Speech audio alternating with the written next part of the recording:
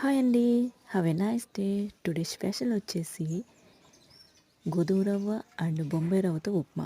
నూనెలోని పోపు దినుసులన్నీ ఏసేసుకొని మంచిగా ఎర్రగా ఏగనిచ్చి, ఆ తర్వాత క్యారెట్, అల్లం, పచ్చిమిర్చి, ఉల్లిగడ్డ ఏసుకొని మంచిగా ఏగనివ్వాలి. అలా ఏగిన తర్వాత టమాటా ముక్కలు అండ్ కరివేపాకు ఏసుకొని మంచిగా ఏగనివ్వాలి. అవి కూడా ఏగిన తర్వాత ఏం చేయాలంటే వాటర్ వేసేసుకోవాలి. వాటర్ వేసేసి ఆ వాటరు మంచిగా కాగిన తర్వాత ఏం చేయాలి, సరిపడ ఉప్పు వేసుకోవాలి.